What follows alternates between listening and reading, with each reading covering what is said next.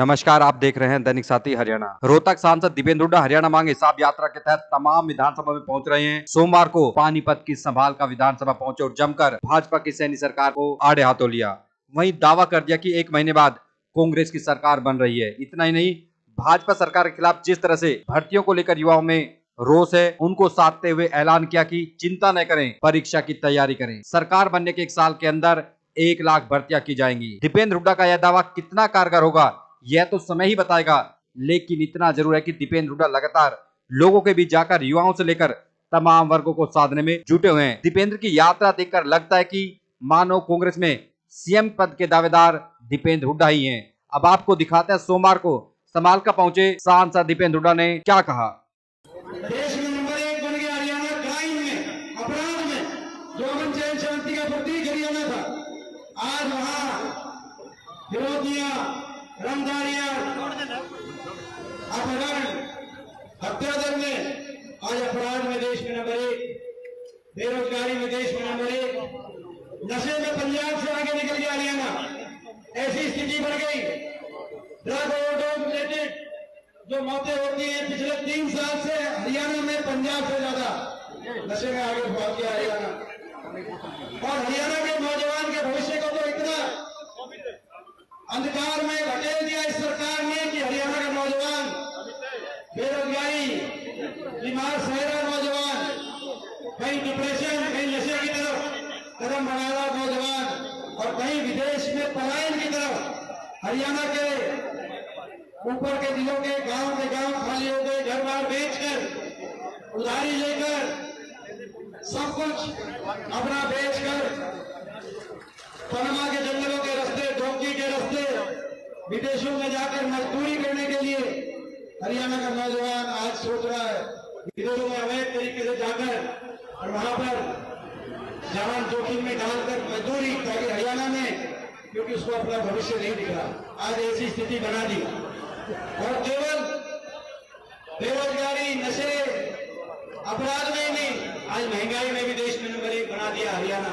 और हर वर्ग 10 साल की ऐसी सरकार की हर वर्ग को आज परेशान कर दिया इस सरकार ने। हरियाणा के हर आदमी को उलझा दिया पोर्टल में, फैमिली आईडी में, प्रॉपर्टी आईडी में, उलझा दिया कि नहीं उलझा दिया हर आदमी को। पोर्टलों में अपने कागज ठीक कराओ,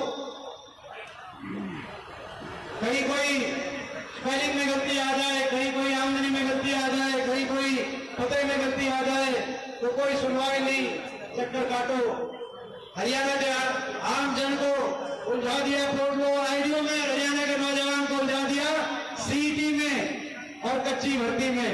उलझा दिया कि नहीं उलझा दिया सीईटी में और कच्ची भर्ती में। 3 साल में 1 सीईटी हुई, 3 साल पहले, 3 साल से कोई सीईटी नहीं। और नायब सिंह जी कहते थे अभी तक भर्ती नहीं हुई तो हम आखिरी 3 महीने में भर्ती कर देंगे, लेकिन वो आखिरी 3 महीने भी चले गए, उसका भी क्वालिफाई नेचर नहीं किया सीईटी का। इन्होंने सीईटी का क्वालिफाई नेचर नहीं किया। आप बीजेपी को क्वालिफाई मत करना। आपने देखा आज नौजवान को उलझा दिया सीईटी में, कच्ची, हरियाणा को कच्ची भर्ती की राजधानी बना दिया देश की। 2 लाख पक्की सरकारी नौकरी समाप्त कर दी। बाबा साहब भीमराव अम्बेडकर जी के संविधान में दिए गए अधिकार, एससी वर्ग के अधिकार, ओबीसी वर्ग के अधिकार, पक्की नौकरी और नौकरी में आरक्षण के अधिकार को बैंक दौर से खत्म करने का काम देश में भी किया गया। केंद्र में 30 लाख नौकरी केंद्र के अंदर समाप्त कर दी गई, खत्म कर दी गई सरकारी नौकरी। और हरियाणा में भी 2 लाख पक्की सरकारी नौकरी खत्म कर दी। पिछले 5 साल में हरियाणा में 10,000 पक्की भर्ती हुई, हरियाणा के अंदर पक्की नौकरी मिली। बाकी या तो समाप्त कर दी गई या कच्ची भर्ती कौशल निगम ले आए, बिना रिजर्वेशन, बिना पेंशन, बैकडोर से, बिना किसी भविष्य की सुरक्षा के। और कई जगह तो ऐसी अभी क्लर्क लगाए पंचायत महकमे में 5,000, जिनकी सैलरी 6,000 की कच्ची भर्ती पे वो क्या करेगा, उसका क्या भविष्य होगा। आज कच्ची भर्ती में उलझा दिया हरियाणा के नौजवान के भविष्य को अंधकार की गर्त में धकेलने वाली ये सरकार साबित हुई। और हम जब इनसे सवाल पूछते हैं, हम कहते हैं कि ये 10 साल हरियाणा का बच्चा क्यों बैठा, विकास की पटरी से कैसे उतरा हरियाणा, आप अंदाजा लगा सकते हो। सवाल का हल्के का ही मैं पूछना चाहता हूं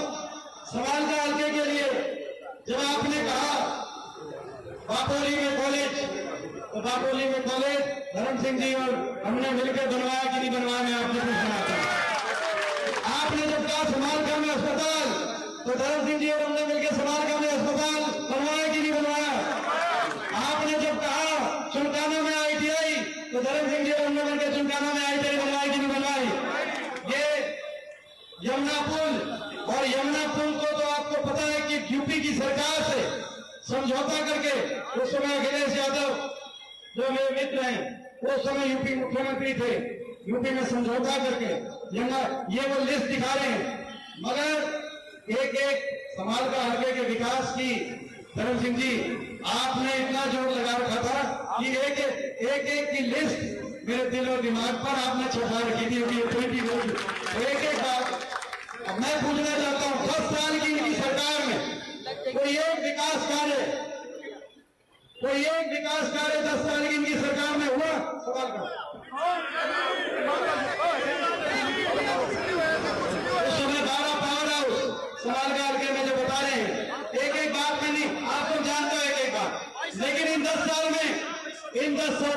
में कोई अस्पताल बना समालखा में, कोई कॉलेज बना 10 साल में, कोई नई कोई स्टेडियम बना समालखा में, कोई ITI आई समालखा में। मैं अंदाजा देना चाहता हूं कितना नुकसान कर दिया बीजेपी ने। एक ही बात से आप समझ जाओगे।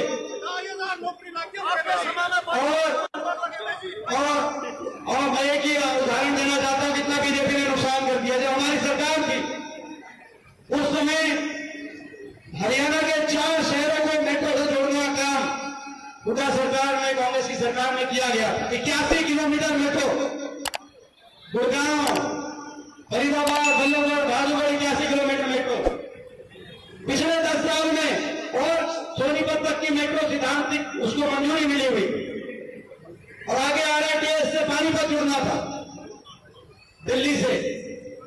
हमारे समय अगर 81 किलोमीटर मेट्रो बिछाई गई थी तो विकास की रफ्तार तो तेज होती है, बड़े बुजुर्ग जानते हैं, क्योंकि सरकारों के पास संसाधन बढ़ते हैं। तो 81 नहीं तो 50, 25, 10, 1 किलोमीटर तो कम से कम। लेकिन 10 साल के बाद मेट्रो का एक खंभा हरियाणा के किसी और, कहा 81 किलोमीटर मेट्रो, कहा एक खंभा कहीं आगे बढ़ाने का काम इस सरकार ने नहीं किया। मैं कहना चाहता हूं खट्टर साहब को चुनौती देके, क्योंकि यहां से लोकसभा के सदस्य हैं, मैं कहना चाहता हूं चुनौती देके, अगर 81 किलोमीटर हमने मेट्रो नहीं बनवाई तो बताएं, और नहीं तो एक खंभा मेट्रो का 10 साल में आपने बनवाया हो तो उसका पता बता दो, मैं भी उस खंभे पे पहुंच जाऊंगा, आप भी उसका पहुंच जाऊंगा। आज RITS रैपिड मेट्रो से पानीपत तक पहुंच जाती है, अगर उसी रफ्तार से। हरियाणा छोटा प्रदेश है, दिल्ली के 3 तरफ बैठा हुआ प्रदेश है, सबसे ज्यादा मेट्रो की कनेक्टिविटी हरियाणा में होनी चाहिए, ऐसा प्रदेश है। लेकिन आज विकास की पट्टी से इतनी फिल्टर उतार दिया, बेरोजगारी, अपराध में हरियाणा का नाम, आप समालखा में व्यापारियों से पूछो कैसे रंगदारी की आज खोल आ रही है।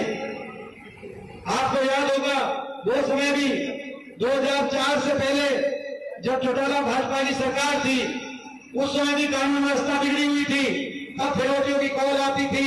जेलों से फर्क इतना है कि अब फिरौतियों की कॉल आ रही है, जेलों से भी, विदेशों से भी। मगर इन अपराधियों को मैं कहना चाहता हूं, जब कांग्रेस की सरकार बनी हुड्डा साहब के नेतृत्व में, तो सारे अपराध और अपराधियों का हरियाणा से सफाया हुआ था कि नहीं हुआ था, मैं आपसे पूछना चाहता हूं। और अमन चैन शांति, 10 साल तक अमन चैन शांति, कानून व्यवस्था में कभी गड़बड़ी नहीं हुई। आज भी इन अपराधियों को तुम चुनौती देते हैं। मात्र 40 दिन का समय रह गया, क्योंकि अक्टूबर 4 और भाजपा बाहर। तो भाई अक्टूबर 4 भाजपा बाहर, अपराधियों अक्टूबर 4, उससे पहले तुम भी हो जाओ बाहर। ठीक बात है ना? नहीं तो हरियाणा में जगह नहीं मिलेगी। ये इनको हम कहना चाहते हैं। और जब इनसे सवाल पूछते हैं, मैंने पदयात्रा शुरू करी, आज ये 52वां हल्का है जिसमें आज पदयात्रा है, और दिल मिला गए इस बात से कि हिसाब मांग रहे। जब हिसाब मांगते हैं कि इतना हरियाणा का नुकसान कर दिया, और नुकसान से भी ज्यादा अभिमान, अहंकार, ऐसा सरकार का अहंकार किसी ने नहीं देखा होगा। हर वर्ग को सड़क पर लाने वाली सरकार ये साबित हुई। हमारी भी सरकार रही हरियाणा में 10 साल, उम्मीदवार को सड़क पे नहीं आना पड़ा, अगर धरना हुआ तो शाम तक बातचीत करके मान सम्मान से कोई ना कोई समाधान निकला। और इस सरकार में कर्मचारी ओल्ड पेंशन स्कीम के लिए गए चंडीगढ़, उन पे लाठीचार्ज, सरपंच अपने अधिकारों के लिए गए, उन पे लाठीचार्ज, आंगनबाड़ी आशा बहनें मारी गई, उन पे लाठीचार्ज, मनरेगा के मजदूर अपनी मांगों के लिए गए, उन पे लाठीचार्ज। 1 साल तक